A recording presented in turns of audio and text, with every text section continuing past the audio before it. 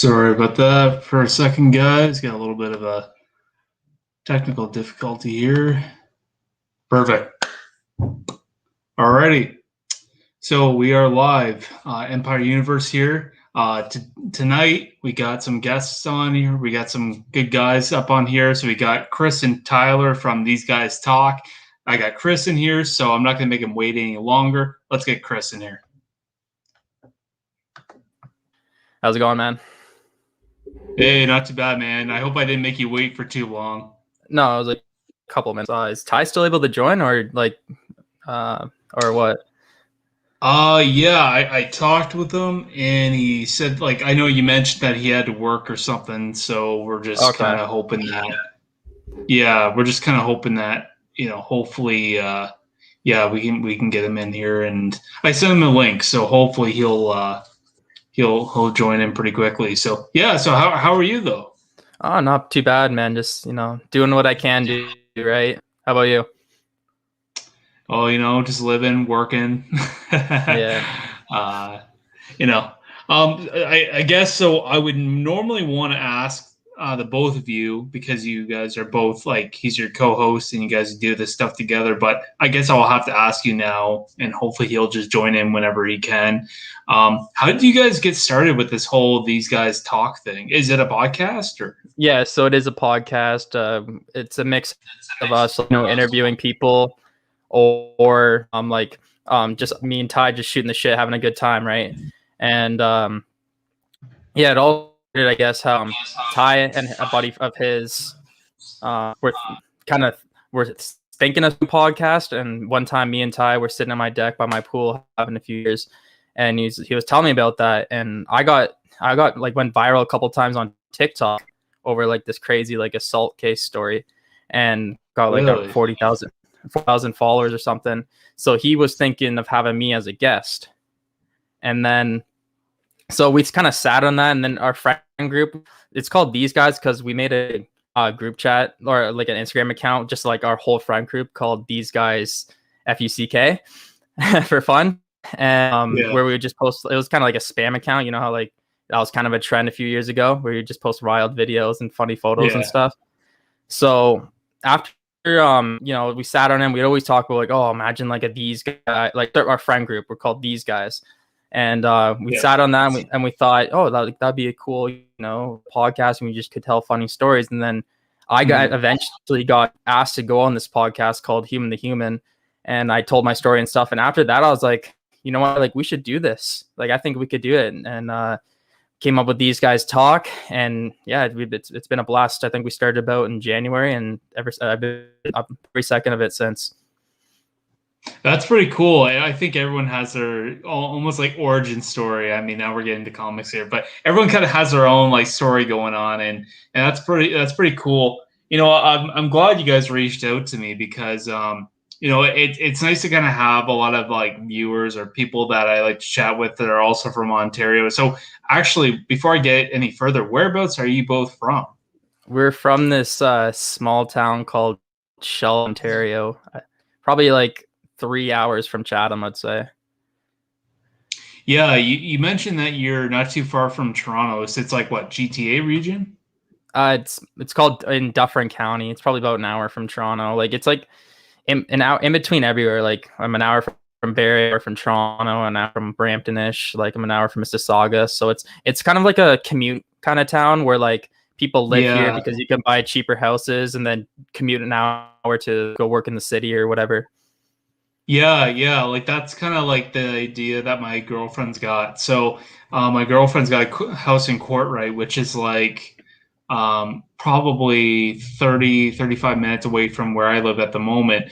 And it's a really, when I mean, it's not even really a town. It's almost like a neighborhood.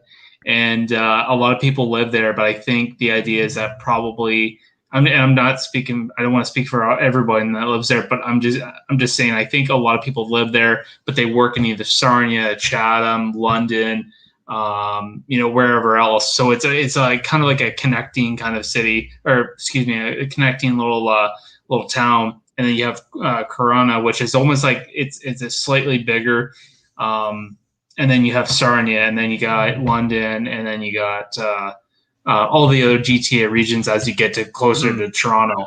So it's kind of like the same idea. And so, like, have you grown up there your entire life, or what's the deal? Yeah, pretty well. Just like since I was like 5, I've moved to Shelburne and kind of born it, like pretty much done everything. Went to the same elementary school, went to the same high school. I moved to Barrie for college, and that was pretty much it. So, and I've never really made any drastic moves just yet, at least. Oh, that's all right. Yeah. No, I do want to kind of go forward here. So I apologize for Tyler not being able to join us at the moment. But I know we kind of had some material I wanted to cover. So I know that you guys are Toronto fans. I just want to jump right into it. How does it feel to get kicked out in the first round again? It's heartbreaking, honestly. I think Ty just texted me saying he got the link. Okay. Okay. So cool. yeah, it's here. 1 second. Let me just shoot him a text. Cool. Yeah. I'm gonna check his emails.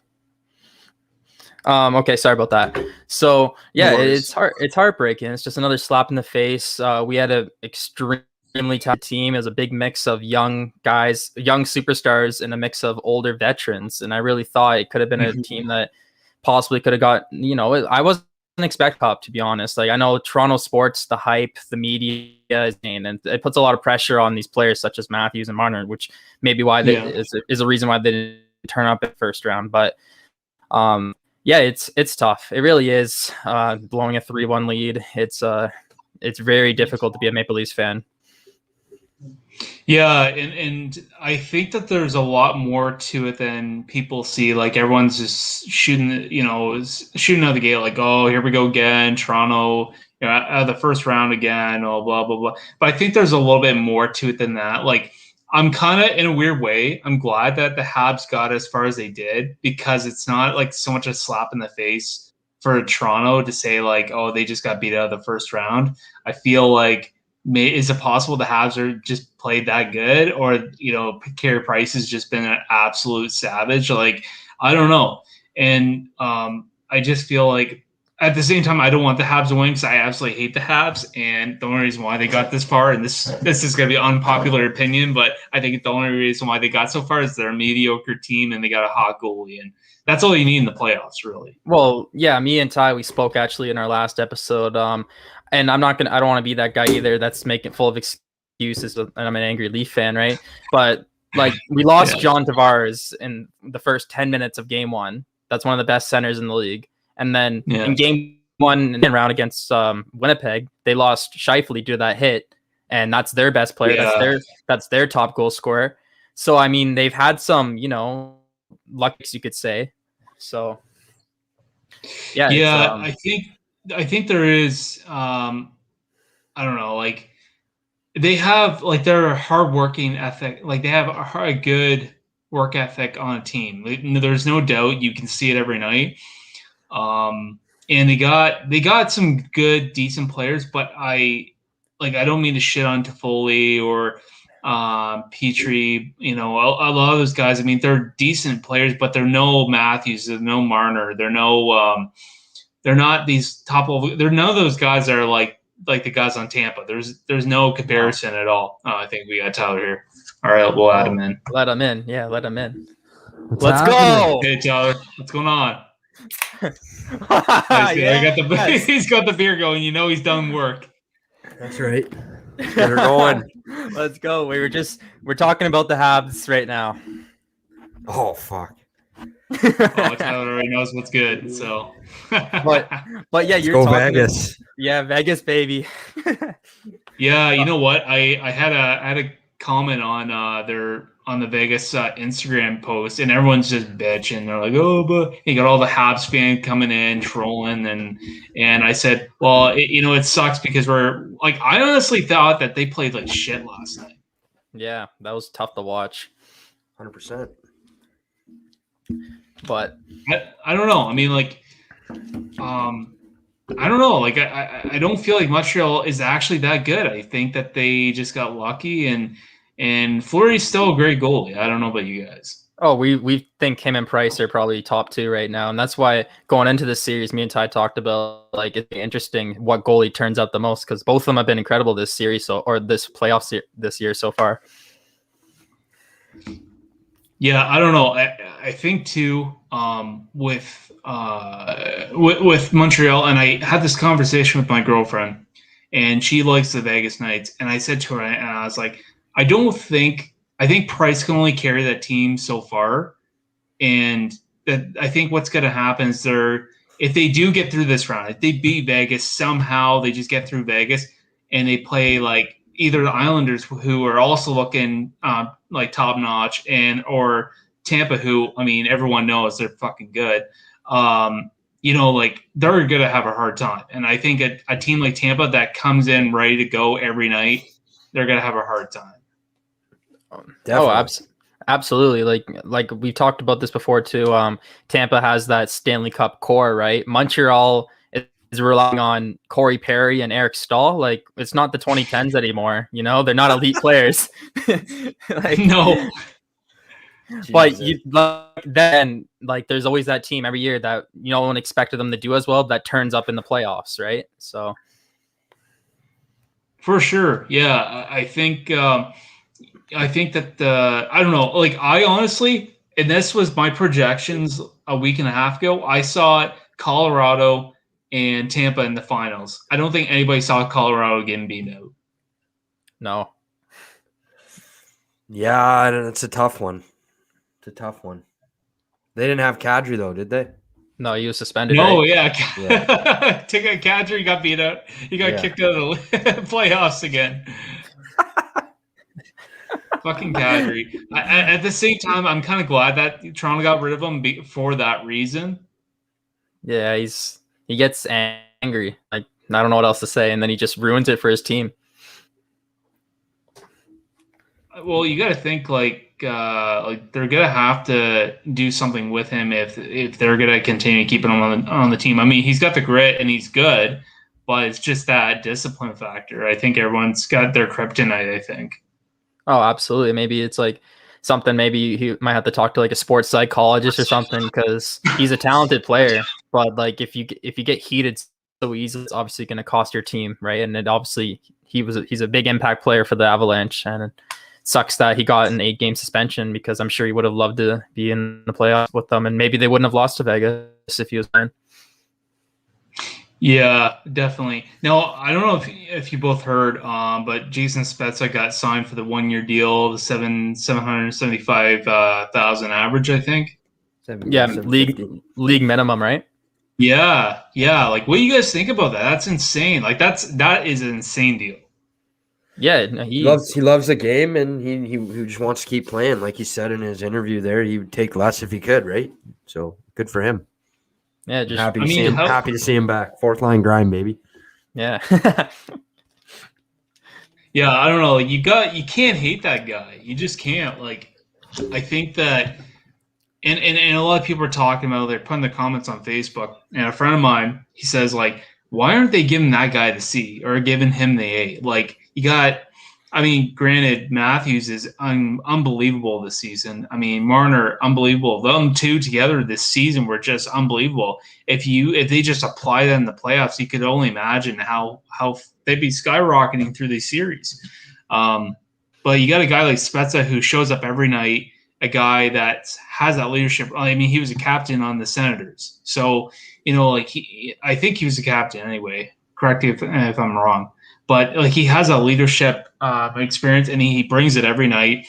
And he's that guy that just he just brings it every night. And you see some of these other guys, and they look like they just don't fucking want it that bad. And it sucks because when you're getting paid that kind of money, that's really hard. There's a saying. There was this boxer. He said like something like, it's harder to get out of bed and go do like a 10K run when you're sleeping in silk sheets. I think it was something like that. And it's true. Like, I think it's harder to have that motivation, really play harder and win when you're making all that money, when, you could give a shit less and you're still making your $11 million, whatever those 4 core are making. Mm-hmm. Yeah. I think that quote was McGregor, actually. I heard that quote. Someone said that about McGregor coming into this trilogy, but we'll talk about that later. But yeah, no, just Jason, he's a veteran, he's a leader, and he works hard, and I think he's a great role model for all the younger players on the Leafs. And I'm glad they signed him for one more year. Hopefully, like just said, fourth line grind, baby. Like he's doing his part. Chris, yeah, you sipping on a bottle. Sorry. Yeah, I got water on me. It's Thursday. That's not the weekend. I thought you were hitting the patios earlier. I did. I went for lunch with my girlfriend. What'd you get? A friggin' Shirley Temple or what? I went maybe a chocolate milk. I don't know. Oh, sick. Chocolate milk. That's all he can do for a Thursday afternoon. Yeah, it's almost Friday, boys. It's all right, a couple more nights and be rocking those beers. No beers for me this weekend. I gotta do my nights, unfortunately. So any day drink, I think I'm gonna have to do my day. Retire in the day drinking, eh? Yeah. So talking about the playoffs here. So do you guys have your picks on who you want to see in the finals, or who you want to see win the finals? Vegas and Tampa. I'd love to see that in the finals. I think we're all in kind of like the same boat right now. I think we all kind of want to see that.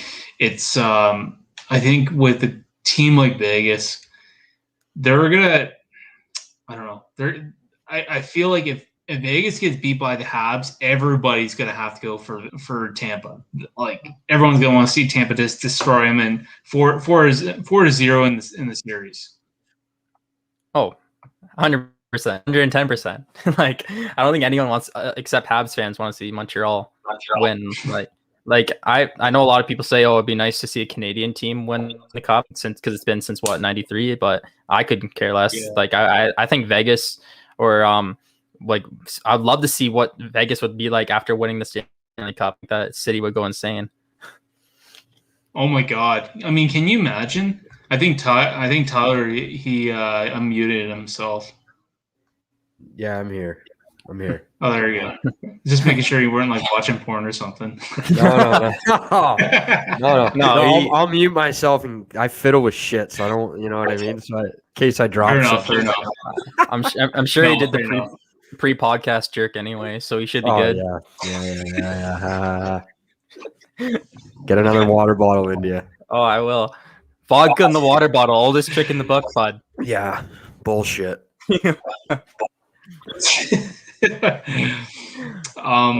But yeah, I think like that would be insane to see Vegas win because I mean you look at Vegas, Las Vegas already is the attraction to go to. So if you imagine having that parade there, like that would just be.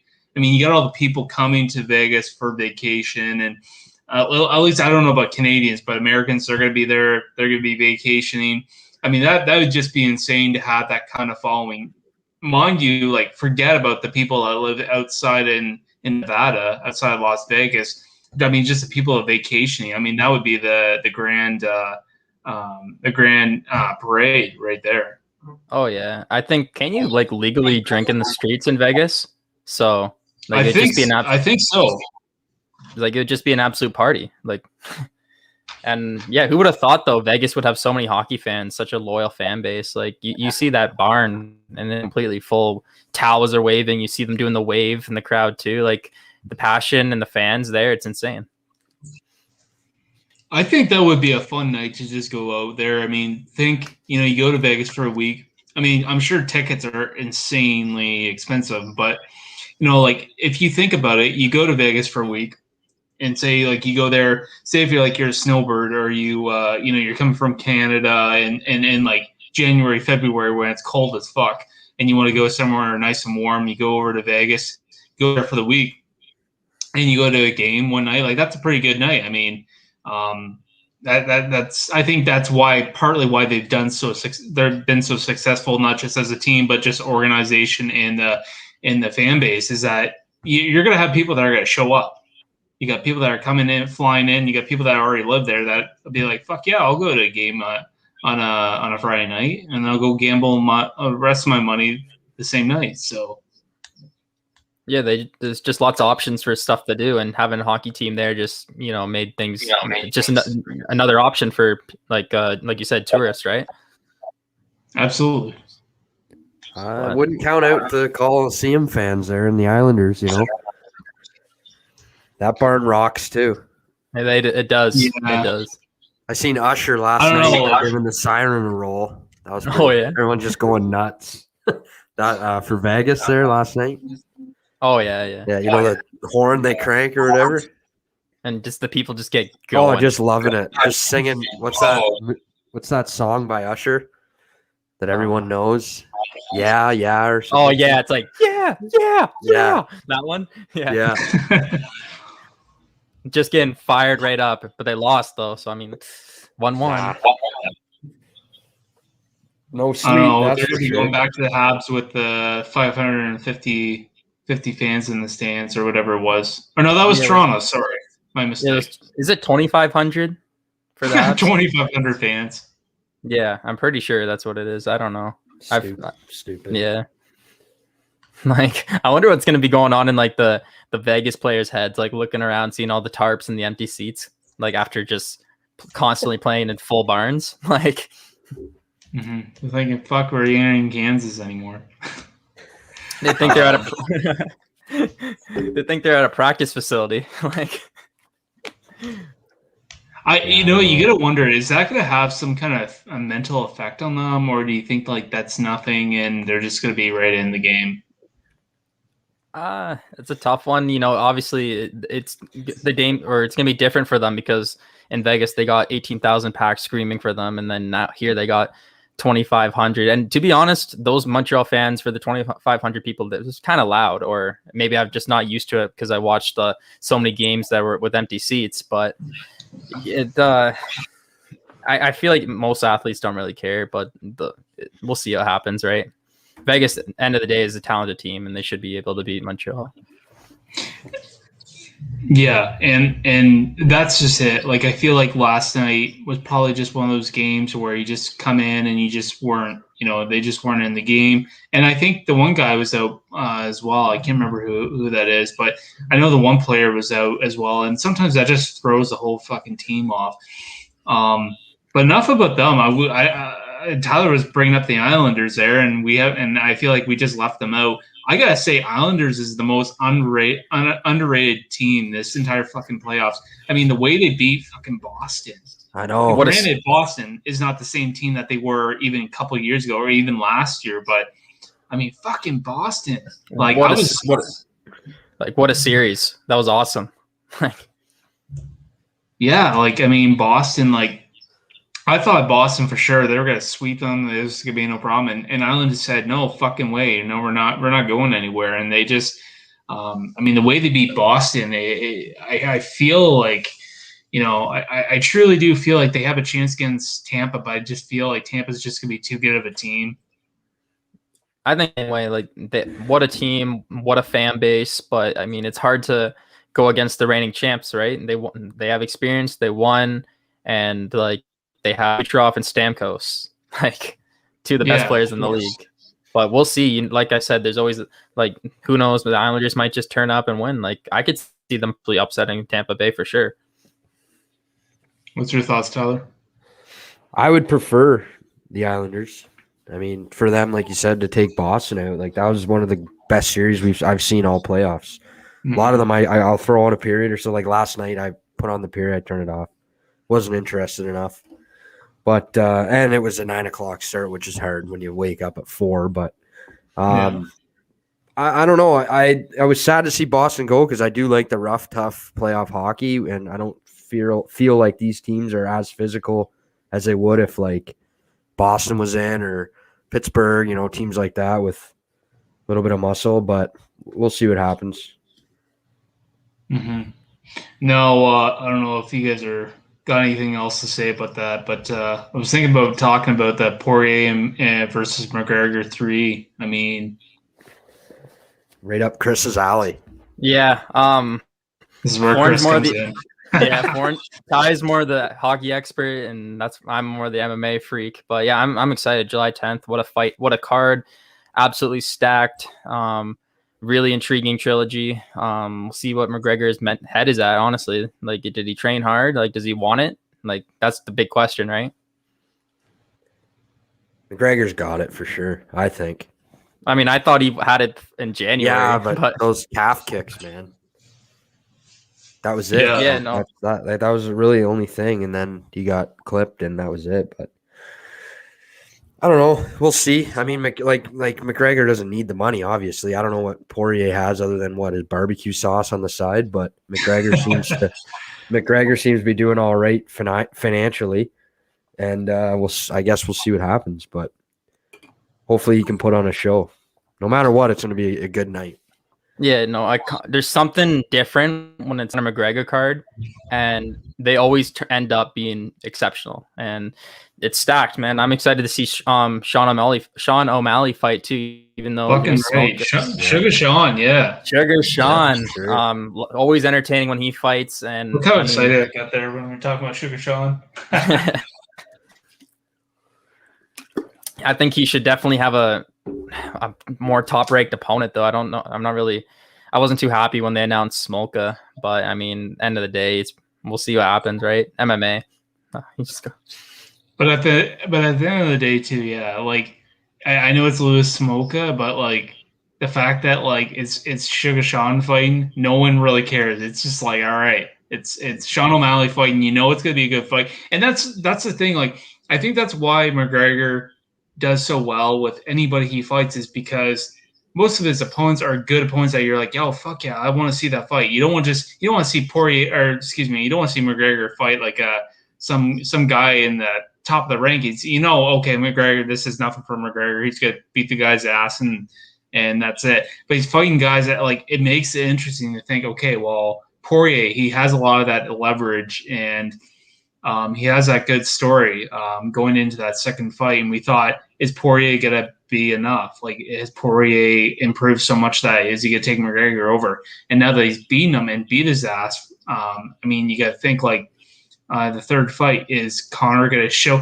And then one thing I will bring up, I don't know if you guys, when you watch that fight, the second fight, Conor came in with that boxing stance, and that just was the weirdest thing I've ever seen Conor do, and I just don't understand why he did it. But hopefully, if he goes back to his karate stance, I think he'll go back to his roots, and he needs to come back harder than ever. And one other thing I want to see is his cardio. He keeps talking like, "Oh, I'm prepared for 5 rounds." It's like, dude, are you? Because you said that shit before, and you slowed down at like round 3. So yeah, like, he's like fucking drinking brusques like the week up. So yeah, no, that's another thing. There's rumors that McGregor gets fucked up before like the week of his fight, and yeah, no, his cardio has always been an issue too.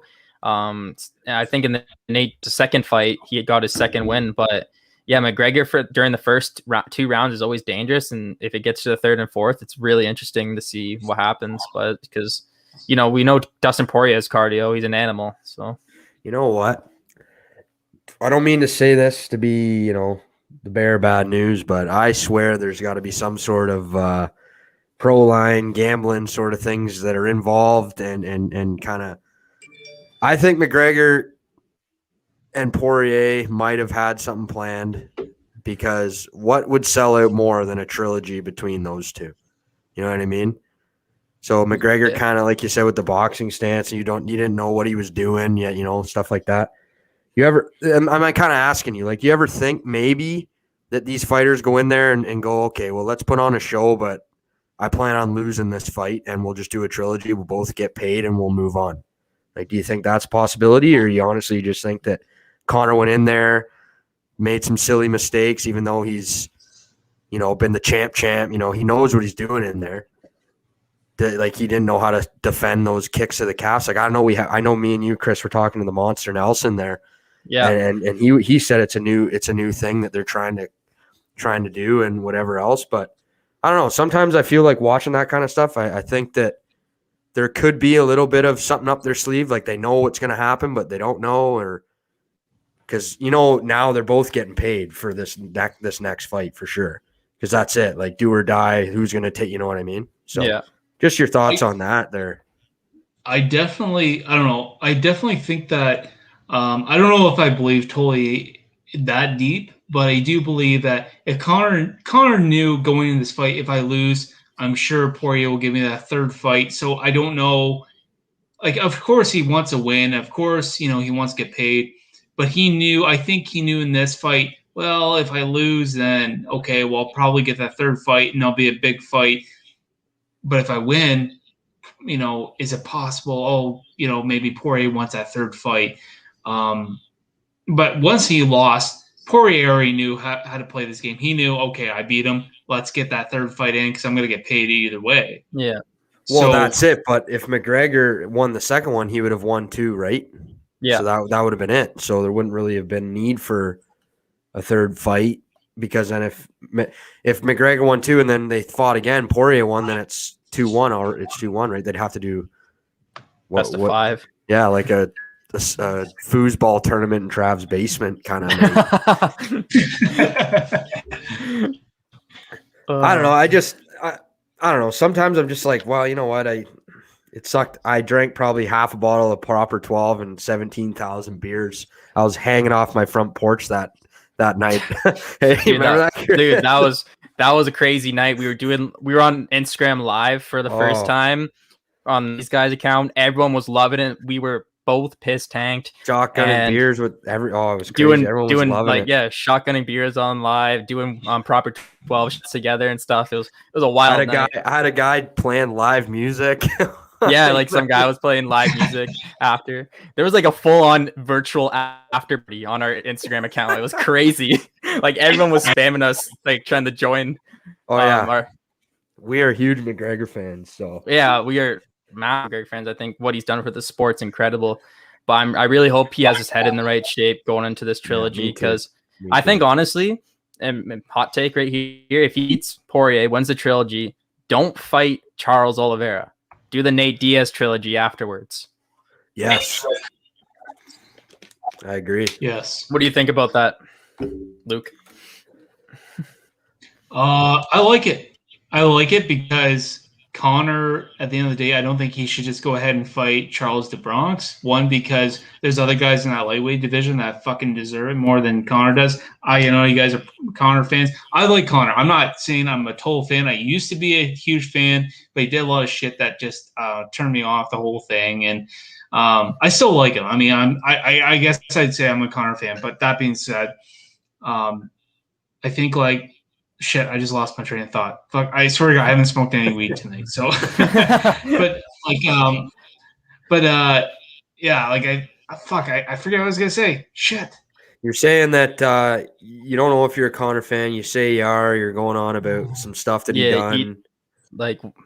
Sorry. Okay, so sorry. So yeah, I am a Connor, but I feel like with this fight, if he shouldn't get that fight with Charles DeBronx, what he should do for Nate Diaz, because Nate Diaz had just said after he lost to Leon Edwards, he says we're kind of wanting that third Connor fight, which makes sense. Connor gets another big fight with Dustin, or he gets that fight with Dustin Poirier, and then gets that third trilogy fight with Nate Diaz. It makes sense. Both fights are one apiece. So. Yeah, and a moneymaker. McGregor's the Floyd Mayweather of UFC. Yeah, you want a payday? Let's fight McGregor, and then you're good, right? The only other bigger fight for Conor McGregor, other than Nate Diaz, would be Khabib, but obviously Khabib's retired. Yeah, I don't even want to. I wouldn't. Khabib doesn't want to fight him again. Yeah, I wouldn't want to see that rematch either. I'd like to see Nate Diaz fight Khabib. Oh man, that'd be a bloodbath. Literally, shit pit. Khabib would have Diaz on his back and just feeding him punches and elbows, and that he would be looking like the freaking boogeyman. He would be so bloody, like the scar tissue, man. Oh man, what was going on in your head when Diaz landed that last 1-2 combo against Edwards? I was just gonna ask dude, you that, yeah. I will tell you right now, I was watching with my girlfriend. I was supposed to watch it with the boys, and then plans fell through, so she's starting to fall asleep. I jump out of fucking nowhere and woke her up, and she's like, "What?" I'm like, "Fuck yeah!" And I'm getting all excited. I was like, I was getting, I don't know, fuck. I thought I was gonna I don't know. I thought I was gonna pass out of excitement, and I swear to God, I thought he was gonna win the fight right there. And what does he do? He fucking points at the guy. I'm like, go after him. I was yelling at the TV, and yeah, like I just thought, like, fuck, like how do you, like he fucked himself in that fight. He did. And who knows what would have happened with those 2 seconds if he used those 2 seconds to punch or maybe take down Edwards during that instead of pointing at him.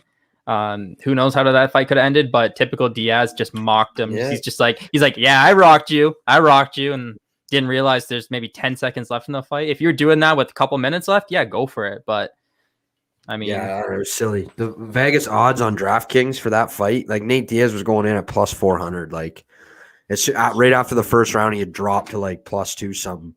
Like it was unbelievable. Oh, he was a heavy underdog. Everyone expected a Leon Edwards masterpiece, and I mean, he dominated the entire fight. So, except for that last 10 seconds. So, but maybe that's why he pointed at him. They didn't want to pay out. They didn't want to pay out that fight. Yeah. Yeah, I don't know. With Nate Diaz too, I didn't think he looked the best in that fight.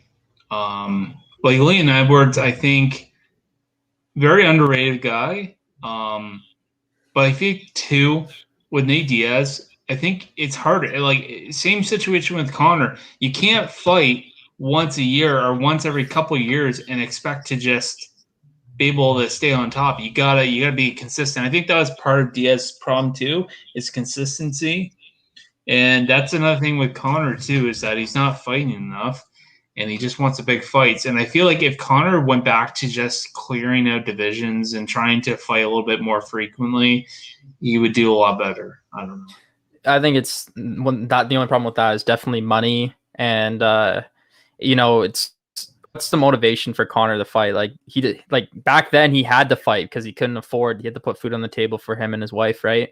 But, now it's like, okay, I'm rich as fuck and I'll fight when I want, right? Mm-hmm. And that's how kind of the same thing with Diaz too. After he cashed out after the second Conor McGregor fight, he was like, you know what, I don't have to fight. So if you guys want me to fight, give me a good offer. And I was really surprised about the Leon Edwards fight. It just shows that Nate wanted to see if he could compete with the best, and unfortunately he couldn't handle Leon Edwards last Saturday. Yeah, definitely. And I don't know. Like, I'm excited to see the Poirier versus McGregor 3 fight, but I'm not like jumping up and down about it. I just feel like, the second fight really showed what was happening, and the third fight, I don't know.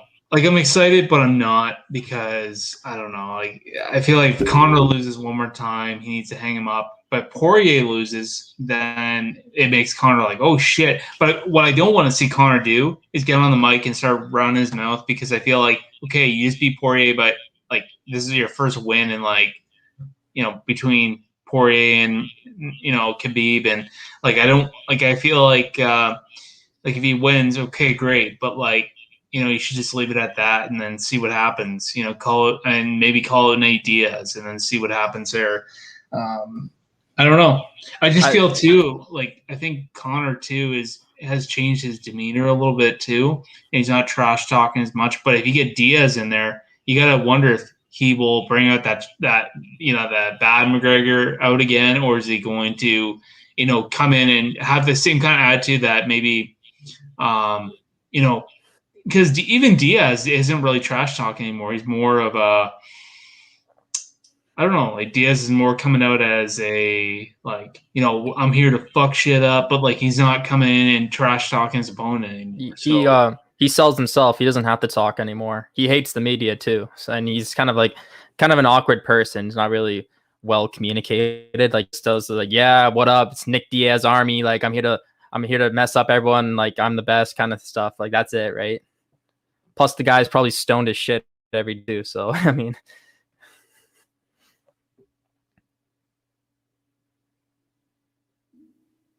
he's definitely stoned, that's for sure. 100%. He was like promoting his own. He's promoting his own weed or stuff. Is he frozen? I just went on Insta Live for a bit. I was just chirping you. I zoomed up to him like, "Oh, we got Chris." I bet you he's drinking water bottles. Just ripping you. Oh, that's funny. Oh, just loving it. Oh, he's gone. He's gone on his own live stream. He stole his live. Hey, these guys talk over. Hey, everyone. Hey, everyone. How the hell are you? Oh, that is so funny.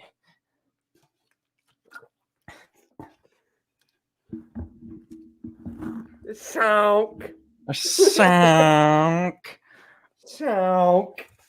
Oh, that's crazy. Legged out of his own live stream and left. Hey, we're probably the two last people you want to take over your live stream.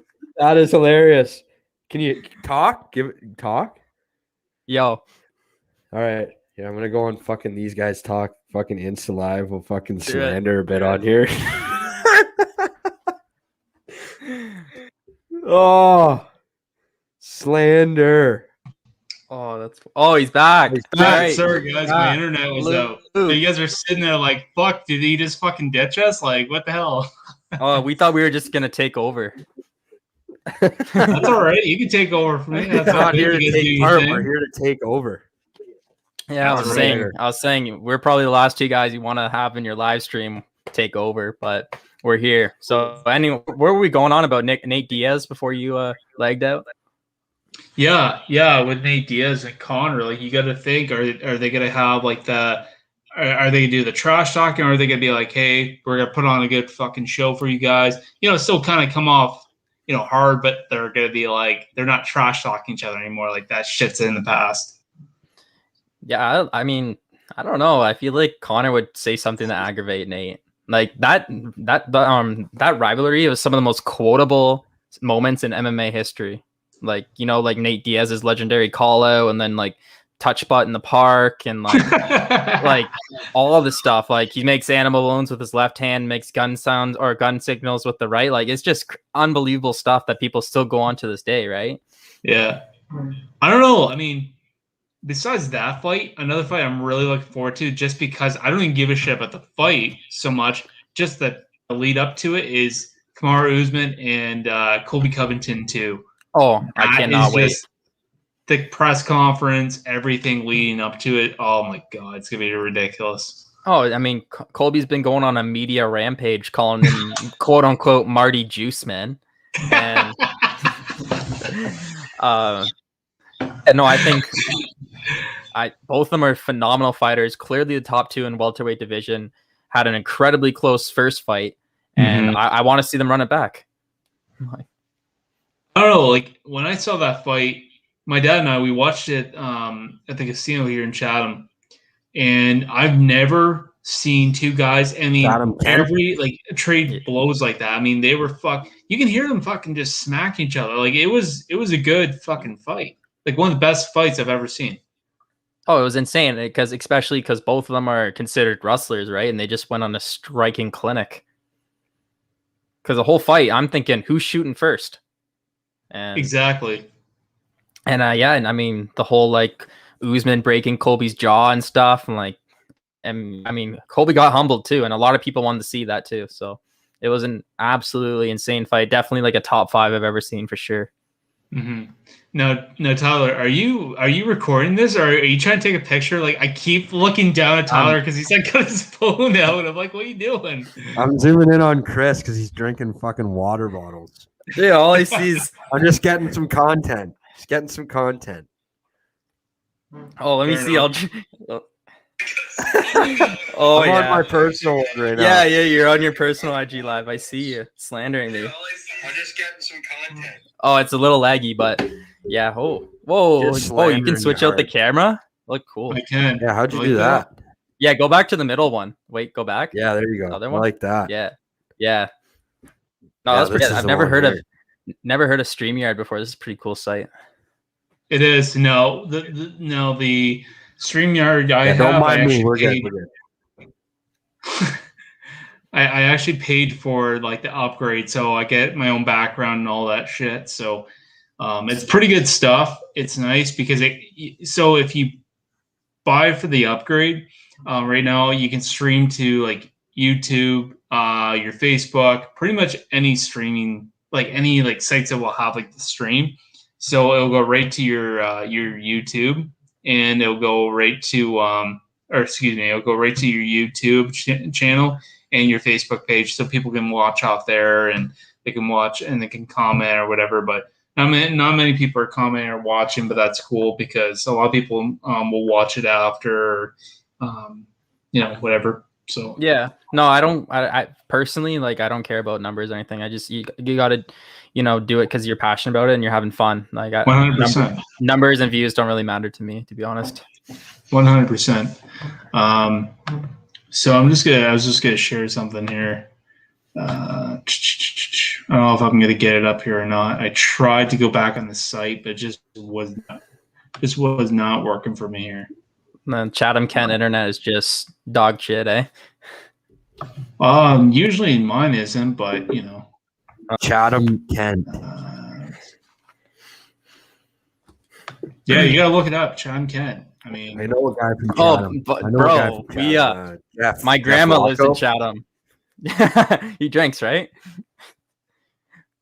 He drinks. No, if my grandma's from Chatham. I grew up going to Chatham like probably 3-4 times. TJ just hit me with.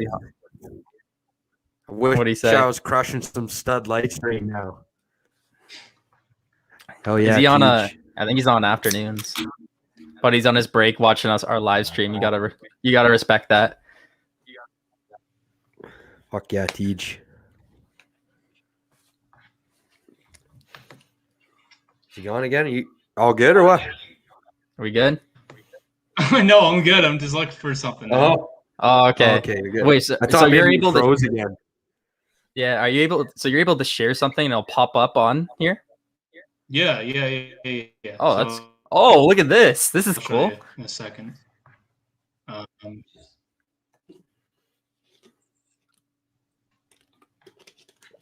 right, so.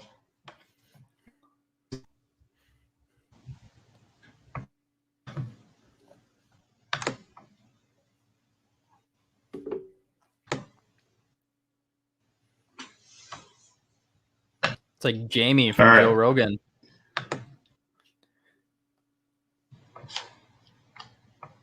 Are you seeing what I'm seeing now? Yeah, face off. Yeah, so like I don't know. I mean, you gotta think like if Conor can come back in the same shape that he is right now, and I mean both guys came in great shape, but like I don't know. I mean, look at this fight. Apparently, are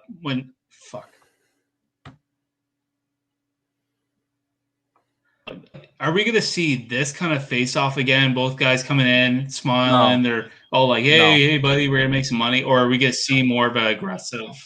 Well, things got personal. Remember, Dustin Poirier made a claim that Conor McGregor did not donate to his Good Fight donation or Good Fight Foundation charity.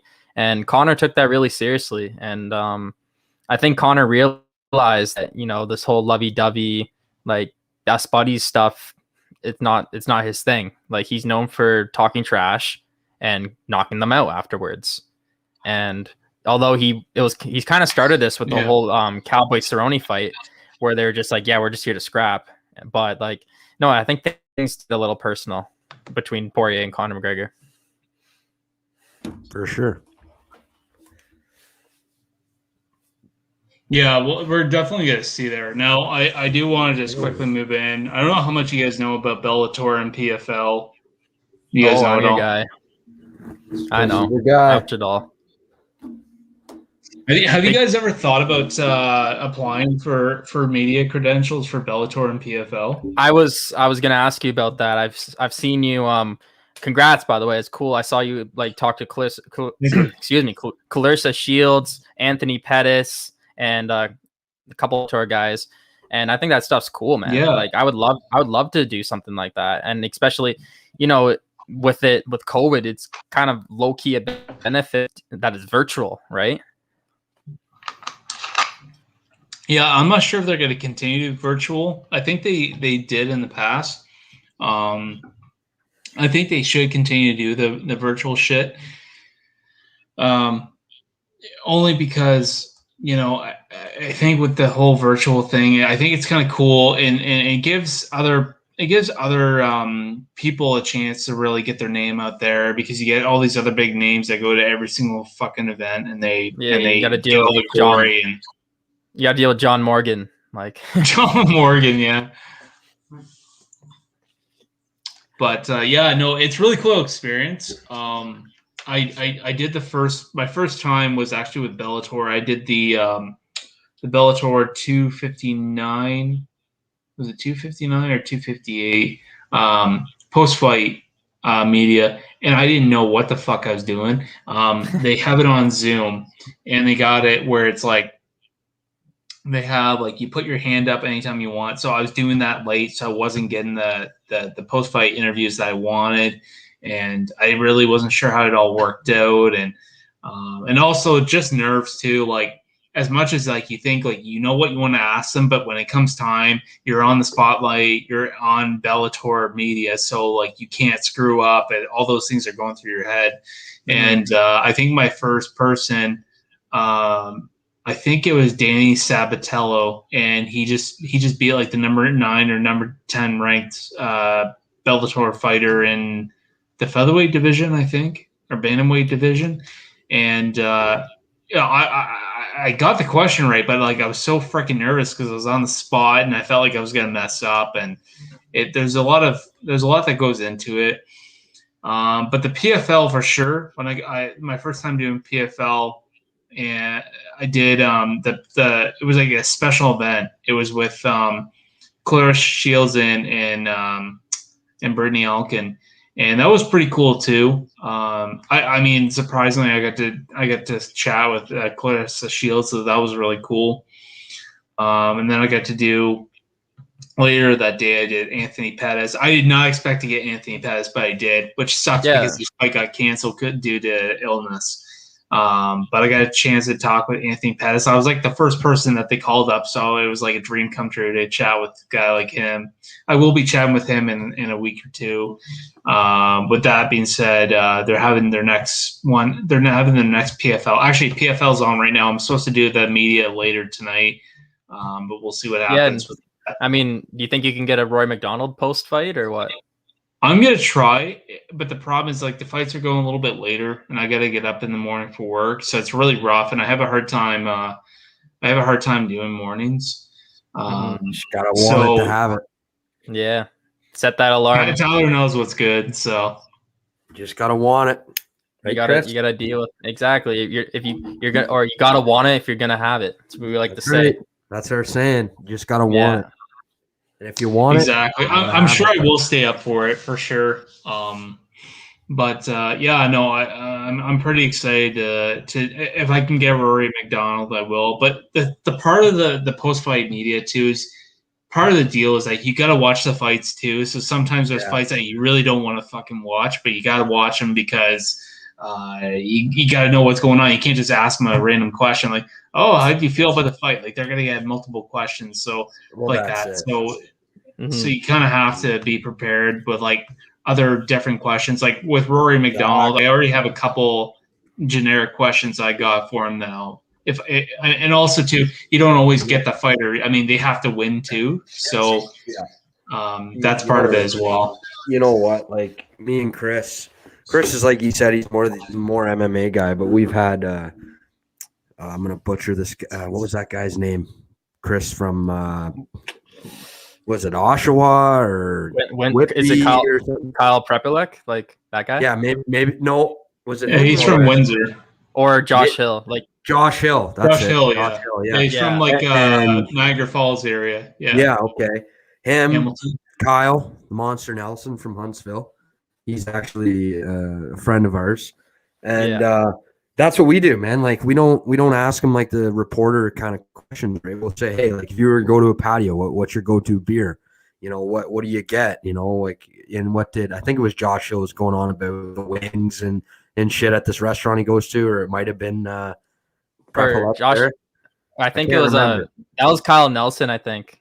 Was it? Or no, it was Prepelec. I don't know. Yeah. He was anyways, whatever. But yeah, no, like just going on what you're saying, like the normal questions like, hey, how do you feel after the fight or everything, you know, everything he's going to get asked 1,000 times after whoever says it in the octagon. But yeah, it's cool to ask them like, hey, like what's your go-to meal? Like, what do you eat? Like Chris says, what do you eat after a fight, after training? Like, what's your cheat meals? Like that kind of stuff. It's good to kind of get to know them. Oh, where did I go? Did you leave again? Did I No, leave? no one left. Oh. You're just the spotlight, bud. Holy shit. That was cool. Hey, I'm talking. I just see my face on friggin' Inler. You're probably all fucked up there. You're like, what the fuck is going on here? Like I'm sitting at the fucking Cineplex all of a sudden. But yeah, no, I'm just saying, like Chris was saying, he asked the fighters, what's your go-to cheat meal after a fight? Like we say, what do you get at a patio? Like, what do you get with your beer? What stuff do you like? Stuff like that. Make them feel more comfortable and makes the conversation go a lot easier. But yeah, that's just kind of what my 50 cents for your little chat there. But as just wanting to have it, like Chris knows, I work 4 a.m. to who even knows what time I get off, and we try our best, and we try and get recordings out as much as we can, and we just grind and we hope for the best. So that's kind of my advice. Just kind of keep on trucking, and we'll all get there, hopefully. Yeah. Unless I win that $70 million tomorrow morning. Hope you guys got your Lotto Max. Hey, that would be nice. Yeah. Wait, Luke, one thing. Sorry. Get Chris on the spotlight. Oh, here I am. Oh, I got kicked out. I didn't last up there. Yeah. One thing, Luke, I wanted to ask you today is you've interviewed multiple fighters, and I see like photos of them wearing your merchandise and stuff like that. You've even, I think, probably one of the coolest ones you've interviewed was Volkan Ozdemir, former UFC light heavyweight title challenger. Like, because for me personally, these relationships with these fighters is one of the coolest things in the world. Like, I've had like some of those fighters we listed off saying, hey, like, please interview me before my next fight. Like, you guys were awesome. Like, that's a meaningful feeling for me. And you probably interviewed like 10 times more fighters than we have. So how's that experience gaining relationships with some of these professional MMA fighters? You know what? It's interesting because I started out kind of the same way. You work your way up. So I guess I'll explain the best way. So you start your way up. Sometimes you start with local fighters or local, like, I didn't just do fighters. Like, I do a lot more fighters now, but prior I was doing more sports. I was doing different people, different local sports. I was doing the local hockey team here. I was doing, other local athletes, and I was doing some MMA guys that are around the area. Like, the first ex-UFC fighter I did, or UFC fighter, was Chris Clements. He's from this area. He actually lives in London now, I think. And then I had some other people in, and I just slowly made my way up there and slowly got bigger names as I went. But actually it was actually quite quick. I picked up and I got Volkan Ozdemir. And then I think before Volkan Ozdemir, I got Johnny Hollywood Case. He was in UFC. Now he's in Risen. Actually, he helped Korean Zombie train. He was actually in South Korea. He was actually at a hotel, staying quarantined in a hotel room in South Korea because he was out there helping Korean Zombie fight Brian Ortega. And so I got to do him, and then out of nowhere, I got an interview with Johnny Walker, and that was fucking awesome. That's and sick. I don't know if you can. I don't know if you watch that video. I don't know if you can notice, but I was insanely fucking nervous. I felt like I'm gonna fuck up. I'm gonna ask this guy the wrong question. He's gonna like log off and not be happy. But no, it went really well. Actually, I'm gonna be getting him on again to talk about his fight with Thiago Santos. So that'll be pretty sweet. Thiago Santos is another guy I want on, but he's so hard to get. And then I tried to get his girlfriend, Yana Kunitsaya, on there, but she didn't like the idea. So I was like, okay. Yeah. But yeah, anyway, so I'm like jambling on here. But yeah, so once I got those fighters, I was slowly making my way. And also, too, like, before you can really get to those, like, those champions and those title contenders, like, you got to make your way up. And also, you're asking about, like, how you make you develop relationships. So some fighters it's easier than others because a lot of them can be really busy too. So they don't really are interested in building that relationship. But there's some that I've had over the past, like I had Adrian Yanez a couple times, and he's been really good. Like he's got to really know me. I got to really know him. He's a really good guy. I've had him on a couple times. And then I also got, what's his name? He just fought in Bellator last weekend, Justin Gonzalez. I'm hoping to get him back on. His brother, he actually set up the interview with me and him, and his brother attended to his fight, and he tagged me in a picture of him winning the fight at Bellator. So that kind of felt cool. The fact that like I was recognized, and he was actually one of the fighters that I was wearing my brand, so that was pretty cool. And I didn't really ask much of him. I said, "Oh, you don't have to pay for the shirts, you don't have to pay for the hat. Just wear my stuff. Take pictures with it, get my name out there." And then I got Jasmine, Jessa. I hope she doesn't watch this because I want to get her last name around. Jessa Kodovisk. She's a Canadian fighter from Niagara Falls area. I butcher names. I'm honestly, I fucking curse with names. I say it all the time. Funny. I can't even say specifically right half the time. That's all right. But so she's going to be in the Dana White Contender Series in September, so that'll be pretty cool. And then I think I'm going to get Lucas Brennan next week. He just fought in Bellator as well. He's on like a 5 or 6-0 win streak right now within Bellator. Actually, his dad was fought in Pride too. So oh wow. Yeah, I know. Lucas Brennan's pretty young too. So that'll be pretty cool. So I'm trying to lock in a deal with him. But anyway, like also developing a relationship with just the fighters, but also the management. That's where you can get a hold of the fighters as well as through management. I know I got what's her name? I have a picture of her in my head, but I just can't say her name. Kay Henson. She's a UFC strawweight, I think strawweight. I contacted her management through Upgrade Management. He was really cool. Julian was really, really cool about it. He was able to get me an interview with her. I mean, that's essentially his job. Yeah, he was able to do that for me. I asked him if I could get an interview with Brian Ortega, but he's like, no. There was just absolute no. It wasn't happening. And that wasn't his fault by any means. It wasn't. He knew he wouldn't be able to because he said Brian Ortega is a little bit more choosy, picky with like, who he interviews, which rightfully so. He fought for a title. He's not, he doesn't want to go after the guys that are trying to make their way up. He wants to go for like MMA junkie, those guys, right? So, Ariel Money, guys like that, right? So I totally understand and take it personal. And I also wanted, what's his name? He fought John Jones. I think everyone thought he beat him. Who? Dominic Reyes? Dominic Reyes, yeah. Dominic Reyes as well. Try to get him same deal, so I understand that. But yeah, I got Kate Henson through management. Dodge Sports, they hit one of his fighters, Jasmine. Like I got her through him. And then a lot of the other fighters I've just messaged. I come off very professional. That's the way you got to do. You can't just be like, hey, can I interview you? You introduce yourself. And also, too, with the managers, work your way up with like some of their up-and-comers. And once you build that relationship with the management, when they have a bigger fighter that you really want, they're more lenient to be like, okay, yeah, sure. And also that will also help you over time with your followers on Instagram and your subscribers on YouTube. So I have had management, they will ask you, hey, can I take a look at your social media? Because they want to make sure, can I get enough coverage for my fighters? Which is kind of like, I don't know.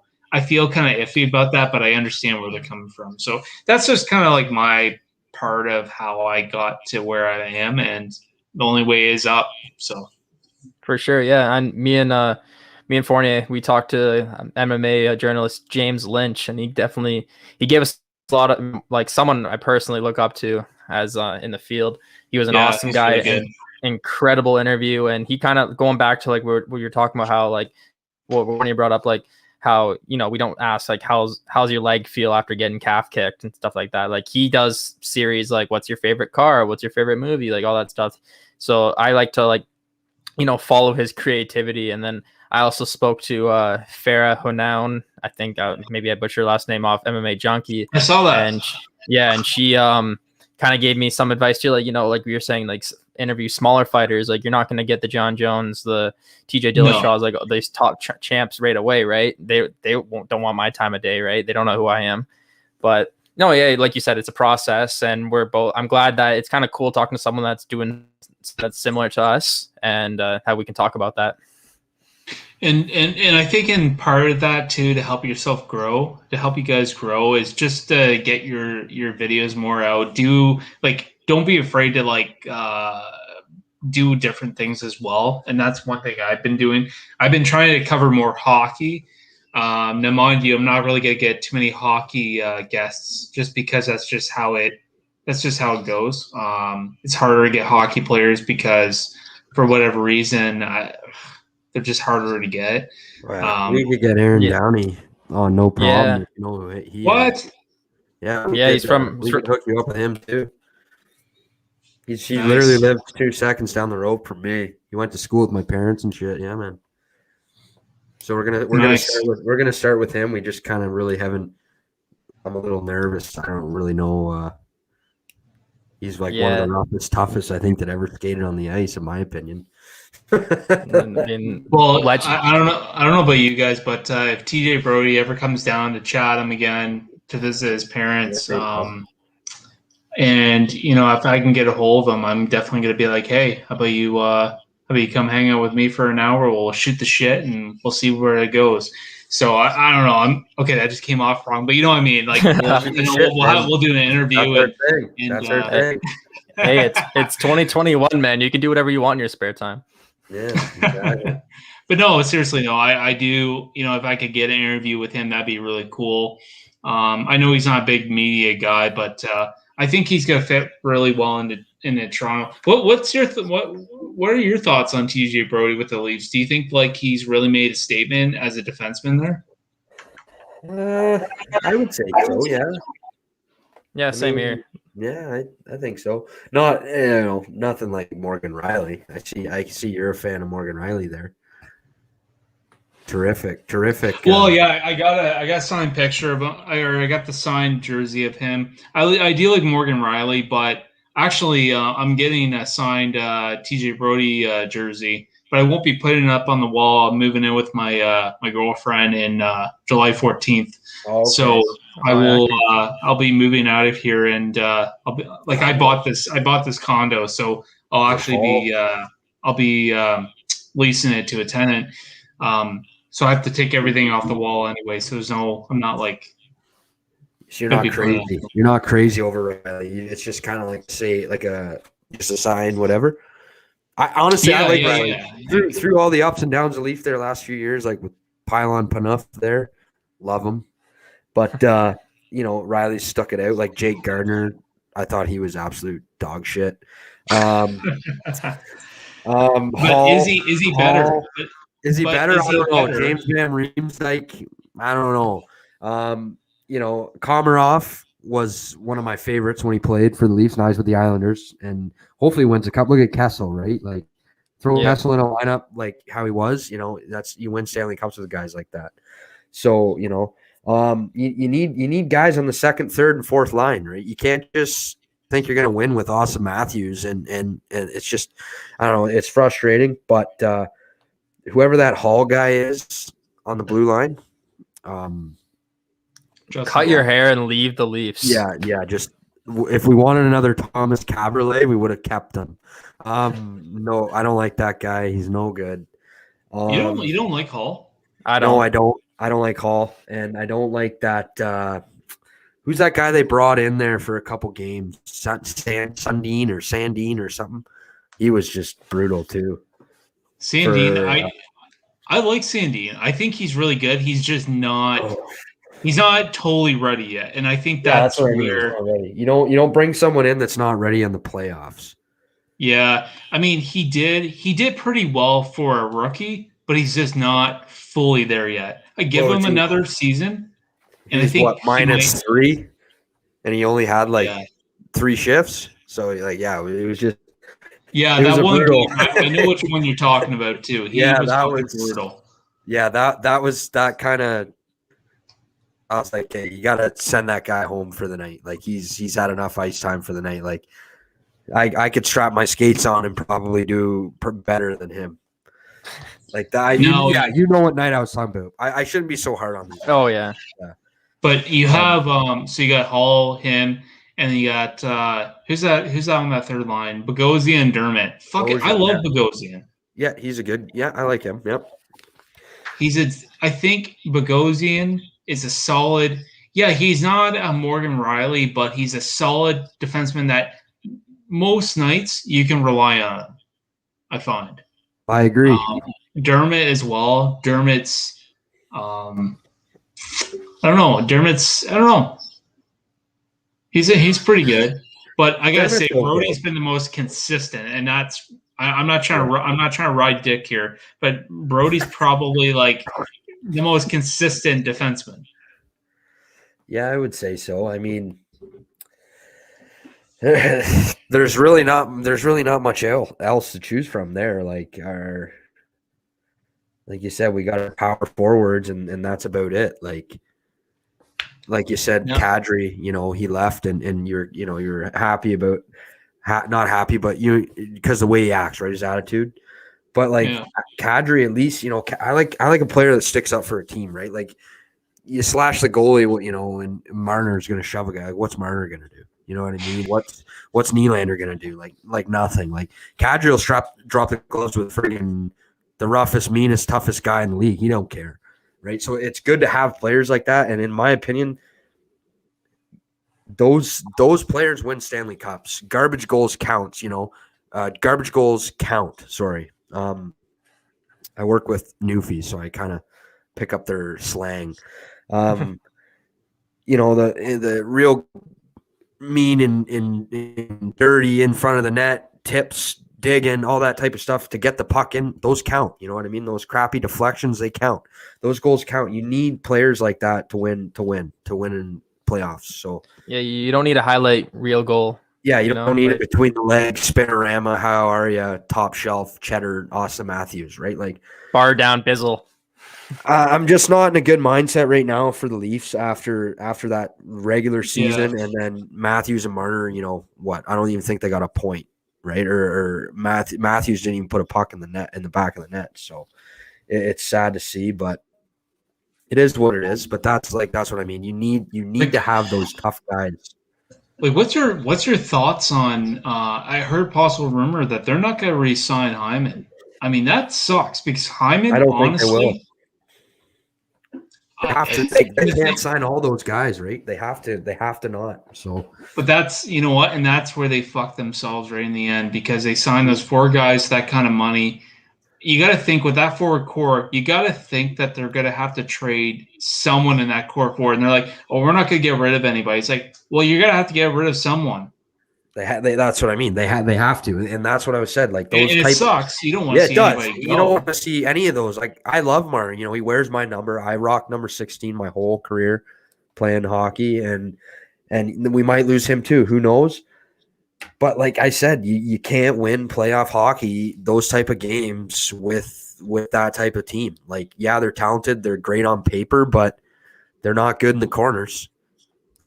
You need to be, it's like a Corey Perry. Yeah, he's dust, but look where he is, right? He's on a great team with rough and tough, talented young players as well, and look at them now. As much as I hate the Habs, but they got a good thing. And I think it was, I can't remember his name, Montreal's GM, Louis from the Islanders, and who was the other one? They're up those 3 for general manager award there. I would say the Montreal Canadiens GM gets it all day long, in my opinion. Mm-hmm.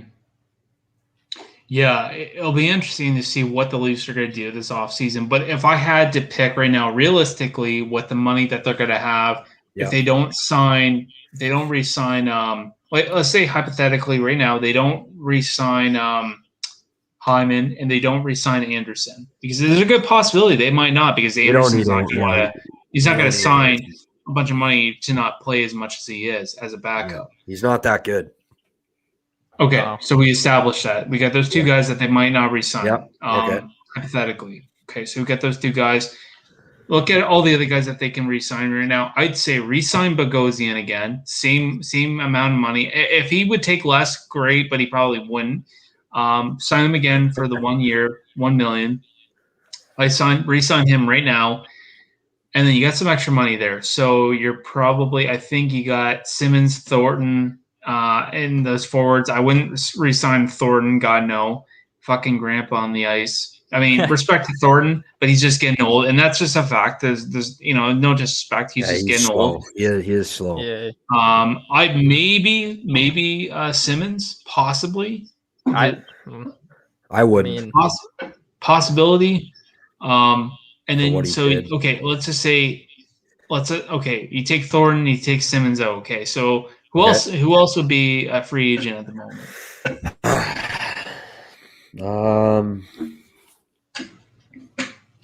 I can't even think right now. Okay, so they re-signed Spezza, so that's good. They got Spezza back, and now look at his performance in the playoffs, man. Great guy. Oh, fucking right. Yeah, he's been great. Yeah. So you got Spezza signed for not even $1 million, so you still don't have that full $1 million capped out. And then you got Ilya Mikheyev. Should they re-sign Ilya Mikheyev? Yes. I think so too. He's a hard worker, fast. He grinds. He just works, he grinds, but he needs to work on his stick, like his stick ability. Like he's so fast, but he just loses the puck half the time. It sucks. Yeah. But he's that guy that gets a goal in when you need him to. It's gonna be an interesting off season for sure. Like I said, or like we've already talked about, like Spezza resign great for us, but for now, like I'm interested to see what happens with Hyman. I think they're probably not going to sign him, unfortunately, because he was phenomenal. But like I just said, it's one of those things. We'll see what happens, right? If they had to make a big trade out of that four core for another player that they can use, who would it be, and who would they trade for? Sorry, I'd say Nylander. What did you say? Sorry, I missed. Okay, sorry. Out of those four core guys that are making the most money, if they have to trade one of them, which they're going to have to, who would they trade, and who would they trade for in the trade return? Oh, that's a tough one. I would say, I don't know who they would trade for. Maybe. I would say Nylander, but after that playoff performance. Oh my God, yeah. That's a tough one. They can't get rid of. Sorry? They can't get rid of Tavares. I just don't think it's going to happen. No, it won't. He's a leader, and he's got a huge. He's a leader, and he's got a huge contract. Tavares, Nylander, Marner, Matthews, right? That's who we're talking. Yeah. So I could honestly see Marner, maybe. It's Marner or Nylander. Yeah, 100%. For now, who? if they get rid of Marner, they could get two guys at about, let's say, 4.55 average, and get two decent players in return. Yeah. But that's a long shot. I mean, that's hard. I think Svechnikov's a free agent this year. Maybe we can pick him up. I love that little fucking he was a beauty. Svechnikov from Detroit or Carolina? No, Carolina. Okay, I was gonna say, you got to get the one from Carolina. Yeah. But you know what would be really interesting? But you know what would be really interesting to see is Detroit picking up Hyman. That wouldn't be a bad deal for Hyman. If he goes to Detroit. Detroit could use a guy like him on that line with Larkin.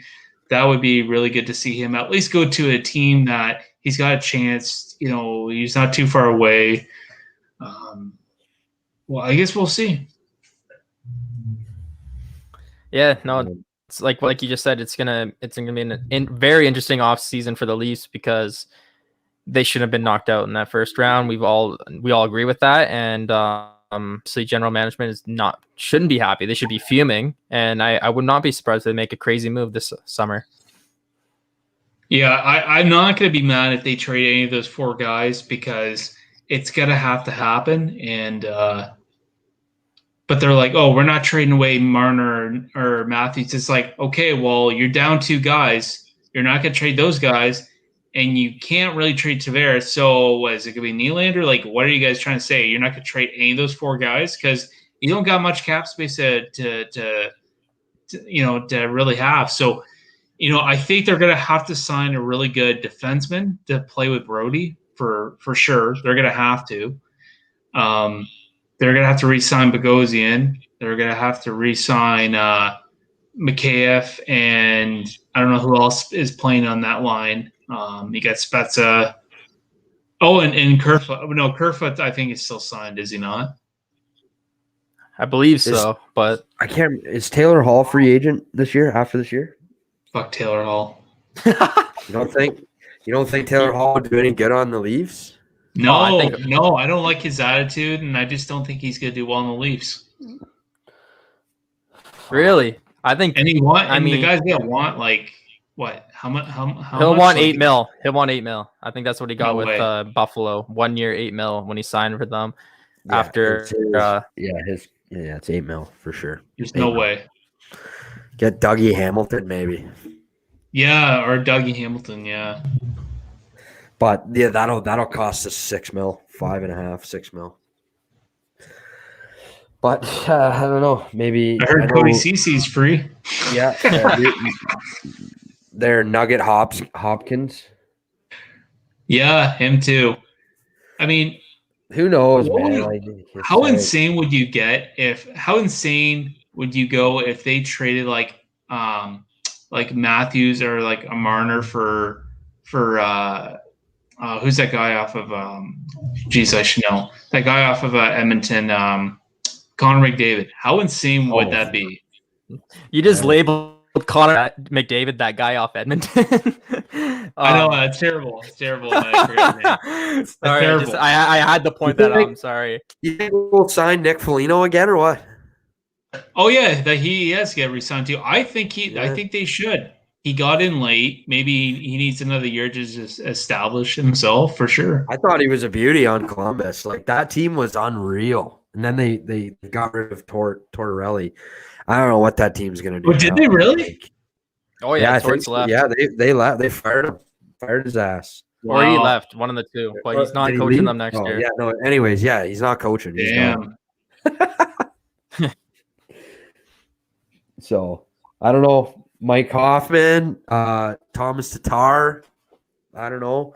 We'll see. We never know. There's a lot of I'm looking them up right now. There's a lot of people up for grabs, but for you got to break the bank, right? So they got to figure it out. Toronto needs good, experienced players like Jason Spezza that take $750K for a season, and okay, maybe he didn't do too much in the regular season.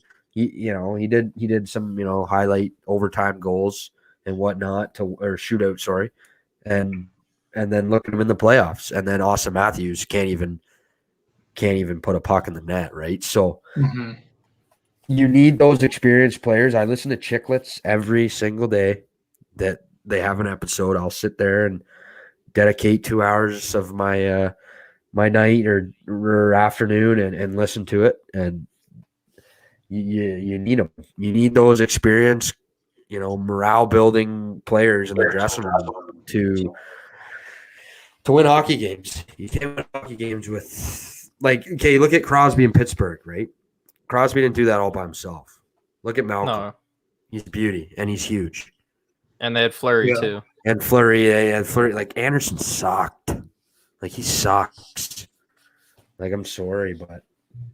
Yeah. Can you imagine? I think Campbell... You got to wonder how Campbell's going to do next season. I mean, Campbell... he's never going to be a Carey Price. There's no question about that. No. But is he going to play? I think he can potentially play good enough as long as he has a defense to help him. And that's the difference between Carey Price and Jack Campbell. Is Carey Price is a good enough goalie where Habs' defense isn't that good. They're really not that fucking good. No, but the they're fact not. that he's a good goalie that can stand on his head and block shots, that's the only reason why they're doing so well. I know I'm bringing this up again about the Habs. Yeah.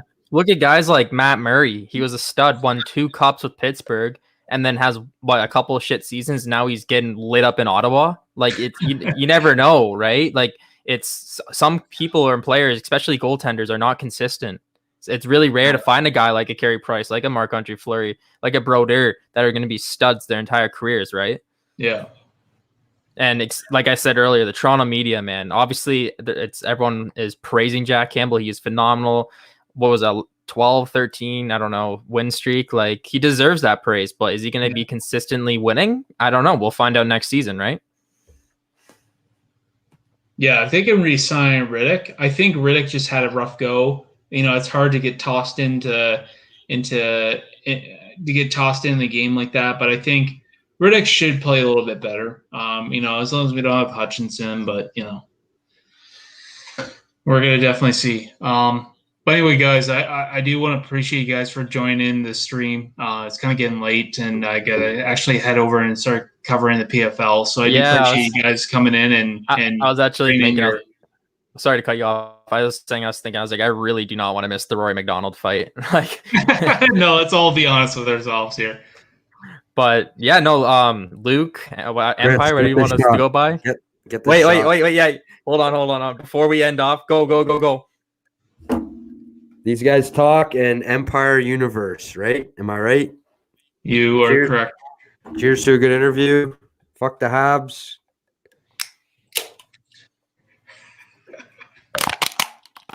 Done. Oh, that's all we got to do. That was shotgun on stream. I love it. Shotgun on stream. Sorry, but we just had to get a little bit of some shit there. We're done. All right. Content. Appreciate you having me on. Sorry I came a little late. Like I said, no problem, Ty. I had some beer tonight. Obviously, my weekend starts early. I'm off tomorrow, so because of the rain. There we go. So I'm having a few beers tonight. So I appreciate your time. Yeah, it was a lot of fun. No problem. Appreciate your time as well. It was great talking to you. And like I said, someone is kind of doing the same thing as us. I respect your hustle and your work. And who knows, if we're ever in the Chatham area, maybe we could share a beer or something sometime. Fucking right. Yeah, let's do it. Chatham Kent, baby. Yeah.